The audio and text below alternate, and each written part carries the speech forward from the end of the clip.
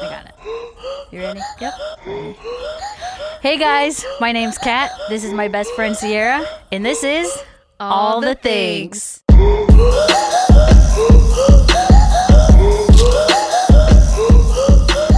Episode 3. Yeet, yeet. And it's going to be a good one. We're really excited about it. Well, I'm really excited about it. Maybe I should speak for myself. But yeah, you're excited, but I'm there's anxious. also... Yeah. There's nerves. For sure. I'm ready. Oh, the nerves just like hit. Okay. Today, we really wanted to hone in on her story and what makes her her. And really, we just want to use our own struggles and our own stories to point people to the Lord and his faithfulness. And so whether you're a believer or not, and you're here today, like even if you're just here to hear a story of struggle and journey and triumph through that, then stay tuned, even if you're not a believer. But we really just want this to be a special time, even though it's scary to put this out in the public. Yeah, a little bit. It's like really hot in here. I know that Katarina has gone through some stuff over the years, and that I've always been like, man, your story is going to be so awesome. And she wasn't really sure how she was going to share that. And then by pursuing the podcast that's been on her heart for forever, then it's like, this was the avenue. And she felt that weeks ago. And I was like, let's just do it. And she's like, no, Sierra, I cannot do it. No. Absolutely not. Because she's not dramatic at all. Let me avoid and run as fast as I can. Right. And so she was like, no. Like, we can't go like deep into that the first time. We need to give it a couple episodes, maybe like the 6th or 7th. Here we are, the 3rd, and we're diving in. It's time. Yes, it is. All right. So fill everyone in on kind of your upbringing, and did you grow up in church? Were there any monumental moments as a child that kind of impacted your spiritual journey, etc.? Yeah. So, yes, I grew up in church all my life. And, we were very, very, and still are very involved. Like, my parents are still very involved in the church. And as am I have 2 church jobs now. But growing up, I was heavily involved. I was on the worship team. I played drums, and then I moved on to guitar, and she sings too, but allegedly. I actually led worship once. Did I ever tell you that? I think you might have. Yeah, I'm sure it was horrible. It was horrible. Yikes. Okay, so you grew up in church. Yeah. Mm-hmm. And when did you kind of get to decide for yourself about the Jesus thing? Were you in? Were you not in? What was that for you? I think initially it was just like a family thing. Like we go as a family. I don't necessarily remember. I think I always had the choice. And at that time, maybe my choice was just a little twisted because I wanted to play and be on the worship team, that I just felt like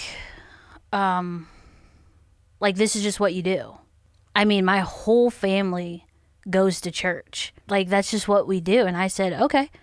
And I don't know. I got involved, and at the same time, I was still trying to find my way and my path, and I had my struggles, and I wasn't really sure exactly what things should look like. Just because I grew up in church, I still had no idea what the Bible actually said. From high school up until,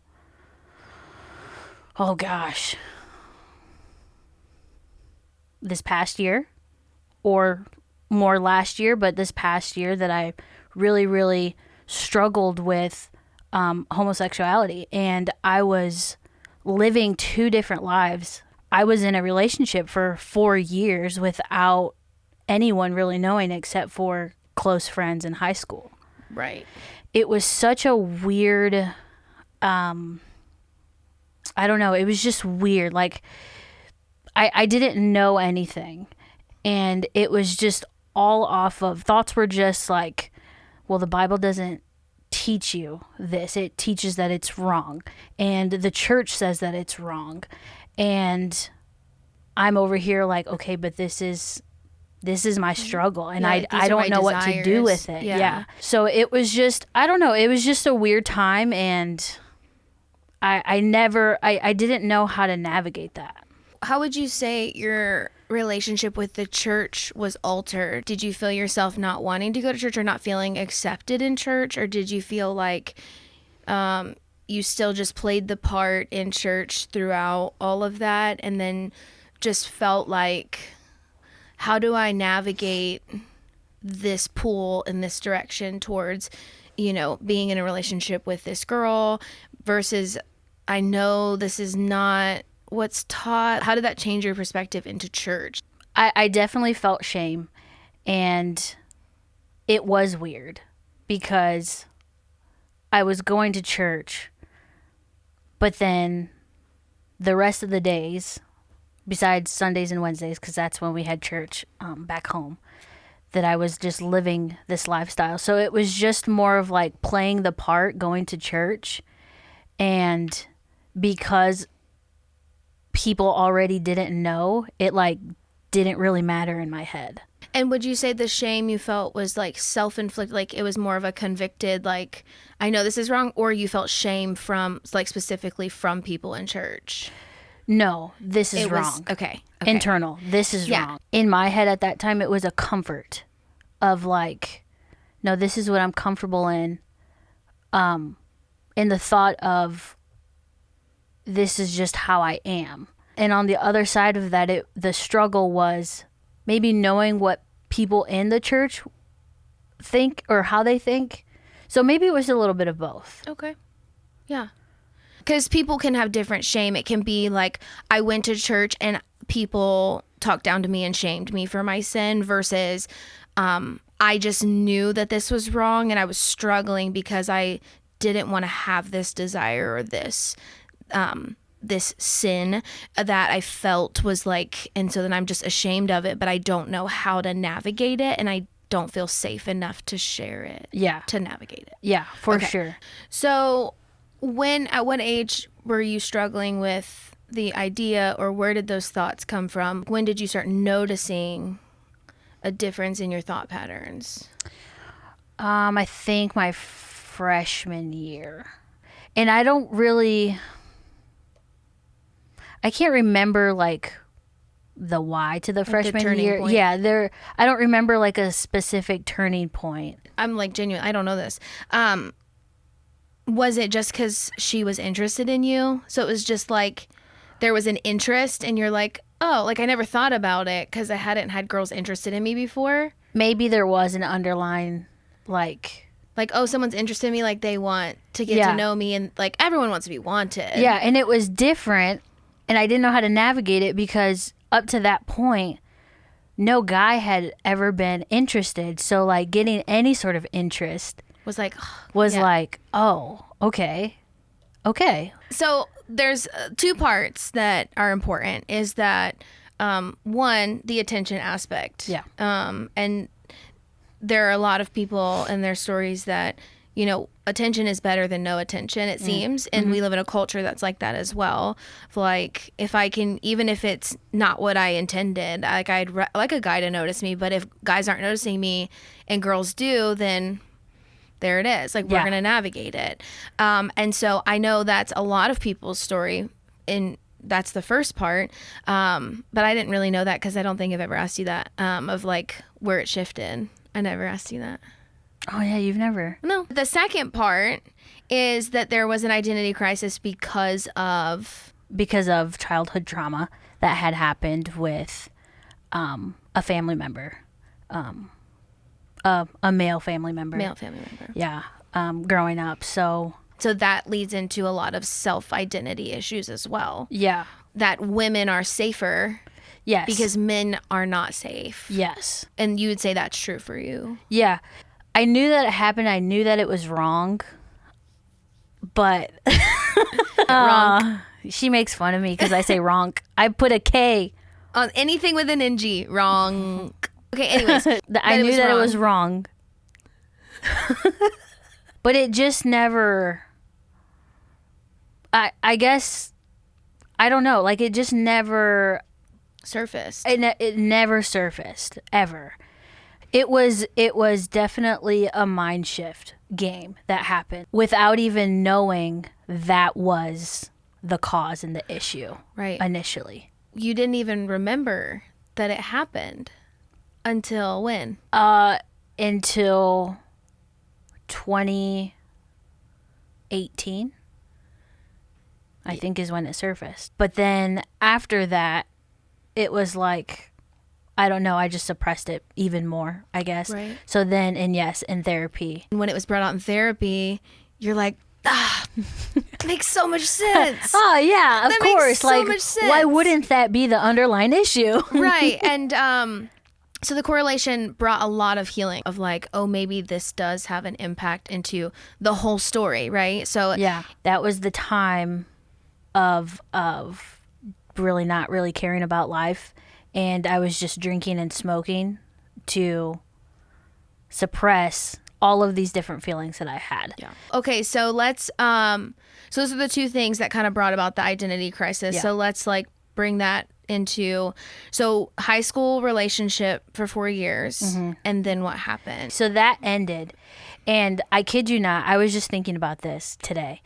In that ended relationship, I remember having I would say realization, because it was a battle between right and wrong. Like, I knew that, at least for me, I knew that was wrong.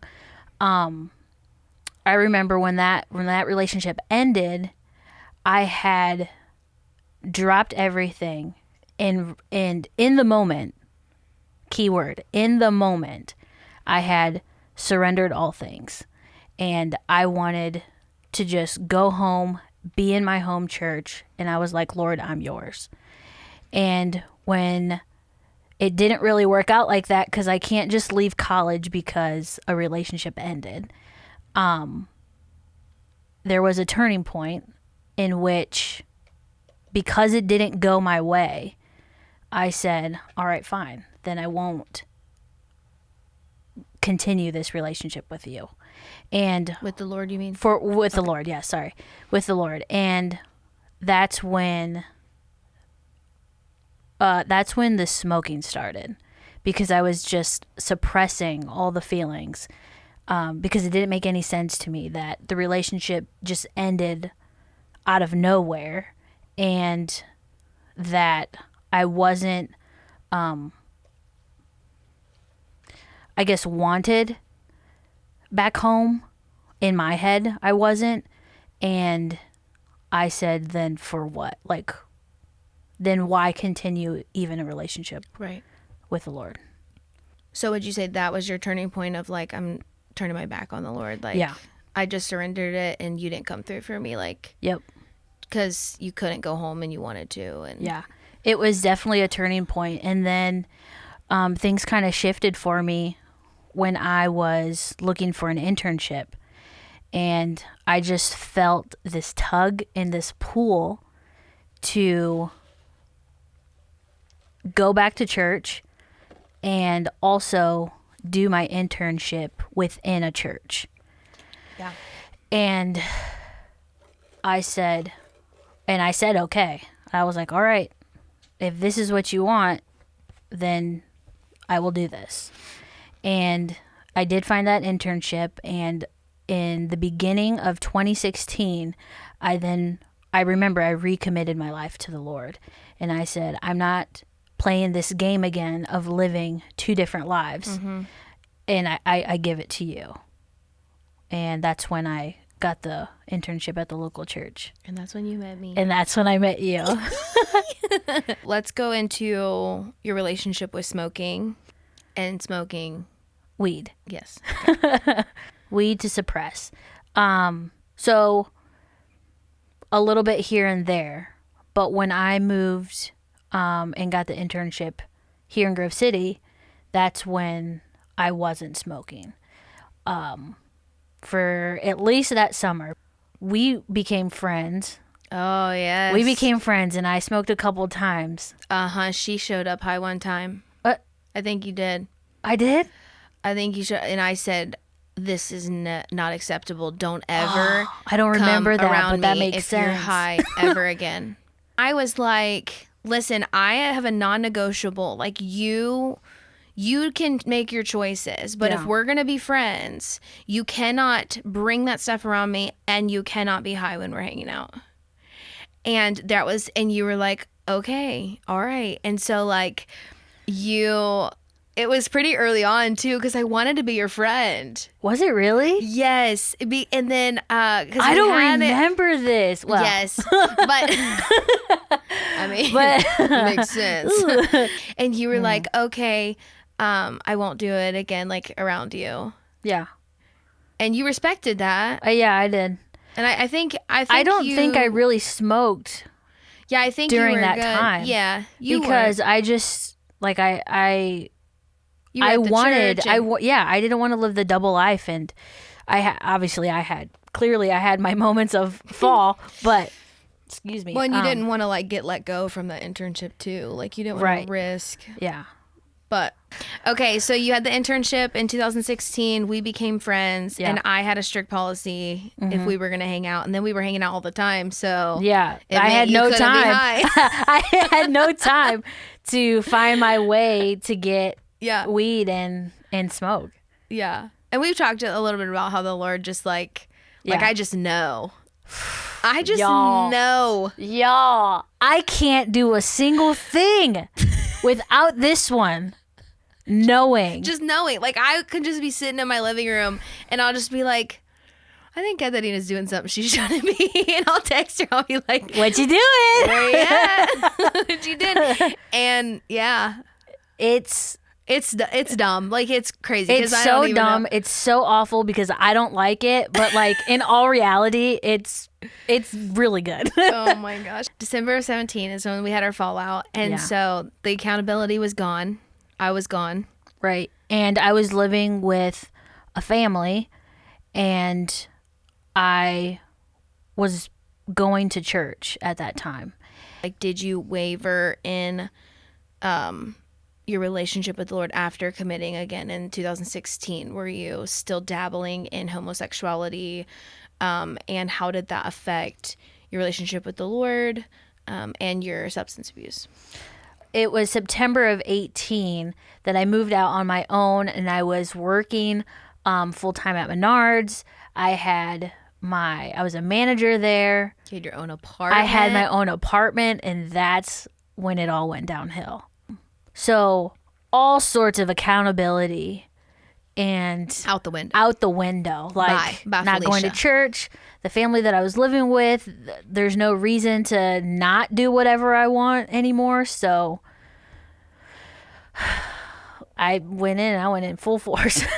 I was just living my own life, not really caring about anything except for being present at work. And if I wasn't at work, I was at home smoking and drinking to suppress these feelings because it's wrong. She has this superpower where throughout, as far as she's run, the Lord still audibly speaks to her. We always joke about it because I'm like, you mean you continued to run away from the Lord even though he literally was audibly talking to you? Like, there was nothing open to interpretation. Like, it was direct. Yeah, very direct. He's very direct. And so it's just been showing the Lord's faithfulness in her, in his pursuit for Katharina's heart, which is just such a beautiful depiction of the Lord's heart. And so I love that. So running from the Lord, isolation. Oh, big isolation. Big isolation. You spent all of your manager money on your apartment and on substances. I didn't do any hard drugs. No. But you were spending a lot of your money. Yeah, a lot. On alcohol and weed. Yep. In isolation. And in isolation is where the devil attacks us anyways, right? Yeah. So living alone in that journey, how long did that last? That lasted about a year and a half to 2 years. And so in that time, towards the end of that time, a friend had moved in with me, and I didn't want them to see how bad things had actually gotten. And so there was like some sort of twisted accountability in that. But realization too, which was good too. Realization, and just like I started to feel like the shame of just the lifestyle. And no, this is not, I can't do this forever. So then you moved in with them. Yeah. And then over time, I mean, do you feel like things got better? I mean, because the year and a half, 2 years of living on your own, you were running from the Lord, like Full force running running away the opposite direction completely. And so do you feel like then you moved in with your friend and it just kind of, it was static, like you weren't running towards the Lord, you just weren't as bad as like your lifestyle wasn't as severe? Yes, it wasn't as severe like I was still drinking and I was still smoking, but it just wasn't as bad. And I just kept feeling this like tug of, I at that time I didn't really even know what it was until a friend of mine had contacted me, and she gave me a word, and she said she was just like sitting at home and the Lord told her to call me. And so she did. And the word that she gave me was basically saying, just do it. Whatever you're going through and whatever you're struggling with, you can do it. And just step into it. And I was just, at that time, at that point, I was so mind blown that the Lord was still working and reaching out to me, and providing for me, because in all of this, one, he knows and knew my heart. He knew that I wanted to do what I'm doing now, and this was the step to do that. And then at that point it was up to me to change and to decide and change my lifestyle. Yeah. I had one church job, or one offer, yeah. And I was like, okay, so this is one step in. Then I got another one, and I was like, and another one. And another one. And another one. And I really just started to realize, like, I couldn't continue to, like, I just did not want to continue another double life. Like, I had done that for so long. Yeah. And I just couldn't do it anymore. Yeah. And I knew that I shouldn't. And I just couldn't be 100% my authentic self. Hey. And yeah. So then you moved back to Grove City. Yep, I moved back to Grove City. The family that you were with originally. Yes. Back to square one. They are lovely people. They really Thank are. you so much. They really are. But it's just funny, like, you know, it kind of reminds me of Jonah and the whale. And he's like, Lord, I'm like running. And then he picks him up and he returns him back right where he started. Oh. Yeah. You're wow. Jonah. Hi. But yeah, it's just what it reminds me of just like, because you're a stubborn person. And oh yeah. Yeah. For sure. Stubborn. Oh yeah. And so it's like, oh Lord, I'm gonna go this way. Like you ran so far in the opposite direction, and the Lord's like, let me just pick you up and put you right back where you were with that family. Yep. But before I moved in with them, that's when I started to dabble into therapy, and it was right before that my healing journey kind of started. And I say kind of because I couldn't find the person at all. Like, and I kept trying, and then someone that is going to be unnamed right now was like, hey, why don't you try my therapist? Yeah, and why I make faces is because I literally was trying to get her in with my therapist from like the beginning, and she's just stubborn and she's like, "No, let me see." No, if you were. somebody-" We were trying to figure out how remember to you go got someone through the else. app, though. Yeah, we were. And so that was were. the difficult part. But it was just funny because it did take her a while to like, okay, who's your lady? I'll come to her. That sounds just like it too. Literally, she's like, all right, whatever. Okay, Send me her whatever. info. What's her name? Yeah. And I'm like, you're gonna come to my lady. So the in that smoking and drinking season, and then living with your friend, how was the homosexuality struggle? It was still present, and it was still definitely a struggle. And I think it was just because I kept seeing it everywhere. Like it just and it was twisted into like, this is just who you are. And it's okay. Love is love. And I'm like, okay. But I'm not like, something didn't feel right for yeah, you personally. Like there was a confliction. Yeah. Like there was still a comfort in that because it was with a female who I am comfortable with. But there was also just an uncomfortable feeling of being homosexual. Would you say that you have always had the desire, like you've always wanted to be with a man? But you just like...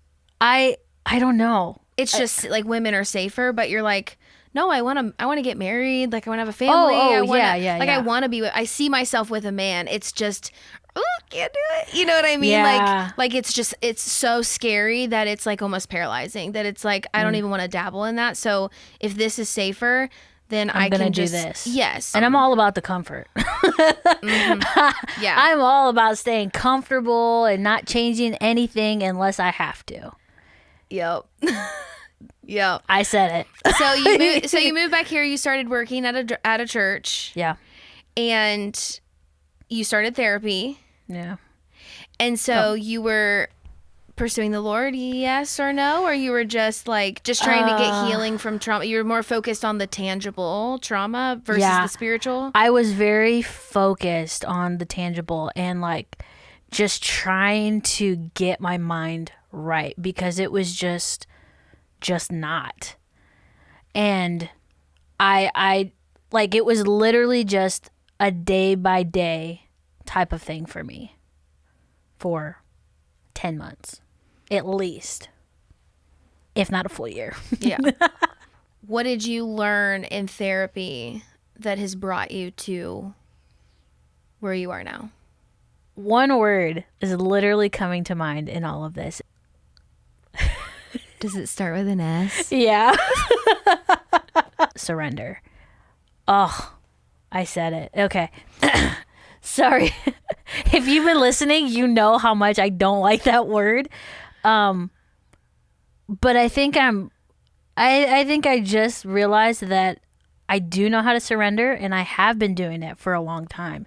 Because in therapy, I learned to honestly just let go and not like just hold on to all of these different things. And it was not easy. It was hard because what I thought didn't matter mattered. What I thought didn't matter mattered. Mm-hmm. Oh, okay. That's correct. Sorry, English, not my forte.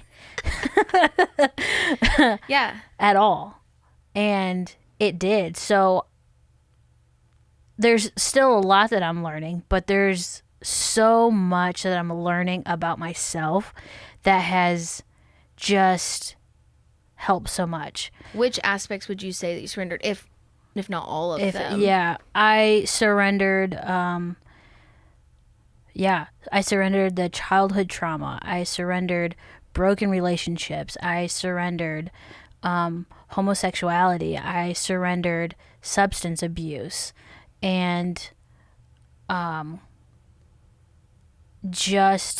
I'm still learning to surrender my thoughts and trying to continue gaining confidence in myself, because I learned that I really don't have a lot of self-worth either. Like, I didn't care for many years, so now I'm learning to care. Right. Was there a moment or a time that you felt like you started truly running toward the Lord? I don't know if you remember this, that I literally could not stop crying for days. Yeah, you Marco'd me. And I had been crying, I kid you not, for probably 2 or 3 days straight. I think it was 3 days. Like, it was literally 3 days. Yeah. And there was just like, there was just so much overwhelming feelings, but I didn't know what was happening. And I kept having panic attacks at work too. And at one point on like the 3rd day, I Marco'd you, and I was like, I've literally been crying for 3 days. I don't know what to do. Like, I cannot stop. Yeah. And you said, what do you need? I said, I don't know. That's what she always says. I don't know what I need. I don't know what I need, Sierra. Okay, I don't know. And she's like, okay, what are you doing? Where are you at? I'm coming to you. I was just so done. And when I mean done, I mean I was done. I just didn't want to go anymore. And it was kind of like in the back of my head, if I reach out and someone doesn't show up, then it's Oh, you're talking about that done. done. Yeah. And you showed up without even knowing like everything that was going on. Yeah. And I didn't know you were done either. She just told me like a couple months ago. She's like, the day that you showed up, like, essentially like saved her life, just because. yeah. I was just like, you've been crying for 3 days. That's a lot of tears. Like, girl, like, there's a better life here. Yeah. But I didn't realize that she was at that point of being done. Yeah. And yeah, I didn't want to. Like, I was just done. Yeah. Because everything was just so overwhelming, and I'm a person who doesn't like feelings and doesn't like to feel anything. Yeah, me either. I love feelings. Give me all the feelings. And yeah, I was just like, all right, Lord, if someone shows up, I don't care who it is, and I chose you to Marco you, and you showed up. I did. And we went to go get food. It's only right. It's literally only right. Okay, so let's close this up. Let's bring it all full circle, and let's do categories and just like where you are now. So we've shared the whole journey in these different areas. Let's provide feedback into where you are now, and then if you have any insight or encouraging words or things that you've learned, you can give those. Yeah. Where are you at now with the Lord? Right now, I'm learning to love the Lord. Because for so long, I just didn't. And that was actually a hard truth that I had to realize a couple months ago, is that, yes, I have this, or in my head, yes, I have this relationship with the Lord, but do I really? Because I was asked, do you even love the Lord? And I said, oh. Don't come at me like that. That's disrespectful. I was like, well, from my actions, I guess I don't. Because I know of the Lord. I know what the Bible says. I know what he can do for me and others. But I am missing that relationship aspect. Yeah. And so I'm learning to love the Lord. Okay, where are you at with homosexuality? I can say that I am not struggling with homosexuality anymore. And that's just so like freeing and weird to say, because it has been such a huge part of my life for so long. And I said, "Oh, is this what freedom feels like? Is this freedom?" It's a weird feeling. It's crazy awesome, and it's a weird feeling. I am ready for marriage with a guy. We trying to find her a boyfriend. Oh my god. We trying to find her a hubby. Stop. We literally talk about it all the time. And like with me being in a relationship, I'm like, Katarina, I want you to be in a relationship. And me and Grant both are like, man, we just want Katarina to find someone who's going to treat her right and is so sweet and just like doesn't walk all over her. And we've been praying for a little hubby, for Katarina. And so if you know any eligible bachelors that love the Lord. If not, I'm going on Love is Blind. Oh my gosh, stop. That show is so good. If y'all haven't watched it's so good. It's so bad, but so good. Like, it's just, anyways. So, free from homosexuality, which is just so great. And then where are you at with smoking, drinking, like substance abuse, avoidance, using it as an avoidance tactic? Yeah. I still have my certain like cravings, I guess, if you want to call it that. But instead of stepping into those moments, I'm like, okay, I can step back and reel myself in and kind of just like look deeper into myself, because I wasn't doing that if I was seeking out substances to suppress. Before, there was just not like, it was like, if I want it, I'm gonna do it. And if I want to do it, I'm gonna do it. And she's very, very stubborn, and I can be too. So like, I get, like, it's not in a judgmental way. It's just factual. Like, she knows she's stubborn. Yeah. So there's been such a huge development in that I can desire something, or like reminisce of like, oh, I remember what this substance did for me or whatever, but it's just not worth what it cost me. We'll pass somebody in the car or whatever, and then you can smell it, and then so every time I'm like, ugh, it smells awful, and then he's like,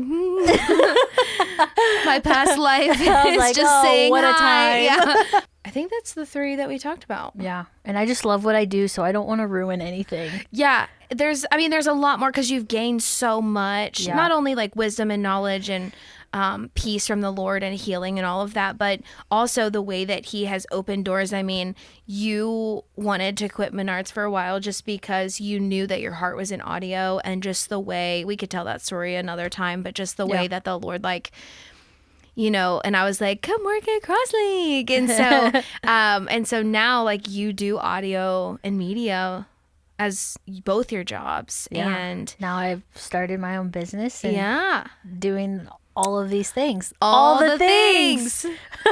The Lord's way is just better every time. And that's what we've both learned through our stories, even though it might not have looked this way, or I'm sure you didn't think that your story had much purpose as you were struggling through all these things. Like, you're like, definitely, Lord, where are you? And then now we're sitting here sharing the way that the Lord was faithful through all of it. Yeah. Through all the things. All the things. So what would your encouragement be to maybe someone who's struggling with homosexuality or substance abuse, or low self-worth, or isolation and anxiety, and or just running from the Lord?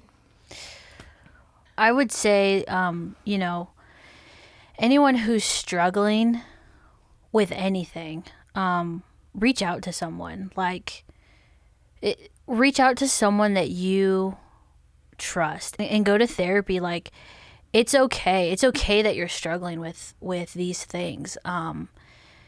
But you do matter, and, you know, in the struggle, she used to tell me this all the time. She's like, it's better on the other side. Like, just keep going and get through it. You can do this. You can get through it. And in the moment, I'm like, you're lying. Like, Sierra, no. I'm She's like, no, I hate feelings. I can't. I'm done. I'm done with therapy. I hate feelings. I hate feelings, because it is a lot, and it's a lot of work. And it's just a lot of junk, but that junk is so worth tossing out and throwing it away. Yeah. Because it is junk. Well, and you don't have to carry it anymore. Mm-hmm. Like, we've talked about how much weight is just lifted off. And it's hard to deal with the junk. It's very hard to dig it up. And I know a lot of people are like, well, I just don't want to dig up the past. Like, it's over with. It's in the past. But it's very important if it's still hindering or holding things back or pulling at and tugging at your heart and creating different behaviors and thought processes that are toxic. It's important to deal with them head on. And then you don't have to, then you really don't have to look back at the past. Yeah, because it doesn't matter how fast you run, how hard you sprint. It doesn't matter. Your past is going to come back in some way, shape, or form. And if you're willing to take that step and be set free and surrender, listen to me, and surrender it, like, do it. You can do it. Well, and I do want to note, because I was just thinking about this, one of the main reasons I got into therapy was that, one, I wanted to heal from the different things, but I also didn't want to take it into my future. And so I had big dreams, and I wanted to be married, and I wanted to have a healthy marriage. And I know that whatever's not dealt with, it will come out eventually. It will come out in your marriage. It will come out in your relationship. And when I was in therapy, Sabronica said, relationships reveal what you haven't worked on in singleness. And it's cool to say that. I guess it's a cool catchphrase, but it's true. And so when Katarina was talking about marriage, what really got her into therapy, because she wanted healing from these things, but then you were like, remember, you were kind of like teetering, like, man, maybe I don't want this anymore, and taking it seriously. And then Sabronica was like, maybe we go to like once a month. And she's like, did my therapist just fire me? Like, am I getting demoted? I just get let go from my therapist? So she wasn't taking therapy seriously. And I'm like, well, she can't help you if you aren't honest with her about what's actually happening. Yeah. And so there was a turning point, and I remember when Katarina and I had a conversation, and she said, I don't want to take this into my future. Like, I've dealt with it for 20 some years. I said that? Yes. Wow. And one of the main reasons that you really dove into therapy is because you had already held on to things, the childhood trauma stuff, for 20 years. Like, it just wasn't worth. And you knew that you wanted to be married one day. You wanted to have little Catarinas running around. Oh my gosh, with this They're gonna be so cute. Oh my gosh, I'm so excited. Oh my goodness. Like, you wanted little ones, and you wanted a family, and you did not want this junk to be brought up in your marriage. Yeah. And you'd have to deal with it all over again, but like with someone else, and you'd have to like lay it all out in that, and then do it together. Like, that your junk would become their junk in marriage, because to become one. And so like, your undealt with demons would become their demons, and that's not fair to them. And that's not fair. And so that was, I remember having that conversation. Yeah. Wow, I didn't remember that. And you were also just challenged because Sabronica was like demoting you to, you knew you needed weekly, but she was like, nah, maybe like once a month, because she wasn't taking it seriously. Mm-hmm. So it just like wasn't worth the time. And she's like, I'm offended. Okay, I guess I'll put the work in. Like, and so there was a dual thing. But that's why it's really important that she's saying, like, get help and get to therapy and do these things, because it's not fair to the people in your future to have to deal with an unhealed version of you, but also it's not fair to yourself, and it's not what the Lord wanted for you when he created you. He knew that there would be sin, and that there would be hurt, and there would be pain, but that the steps to healing matter. And ultimately, Jesus was the ultimate healer of the things, but to have a therapist who knows how we process things and whatnot, and give her tangible tools to start that healing journey, and give her just a guideline, so that she's not just like wondering, thinking like, just heal me, Lord. Like, there was tangible tools. Yeah, for sure. Using therapy as a tool to help her understand and identify the healing process. So that's really, really, really important. To note. Oh, yeah, I think it's important to say that therapy is a tool. because you still need to do the hard work. Because if you don't, your therapist, she gonna kick you to the curb. Like Sabronica. Like Sabronica. She didn't kick you to the cool. Yeah, she didn't do like the full curb, but No. like she was like, "Hey, you should probably like get over in the bike lane." Like, Yeah. like she was. She's just kind of like, 2 ropes are holding you up. I'm cutting the one off. Yeah. But I'll throw you another rope Yeah. if you take me seriously. Right, right. And so, I mean, therapy is a tool. It is not Yeah. the Lord. It is not, you know, the Lord is the Lord. But therapy is a tool that can help you understand yourself, understand others, understand your reactions, to dive into that and dissect the trauma or the deep hurt or the deep lies that are Yeah. that are inside. So that's good. Anything else about your story overall? I don't think so. I know that was can't hard. breathe again. I know that was hard, but Yeah. you do good job. You do very good job. Oh. Okay. All right. Well, Thanks for coming today, guys. thanks for coming. Thanks for listening. And thank you for the support that you have given us throughout this podcast. We appreciate you. We love you. Peace out. Peace.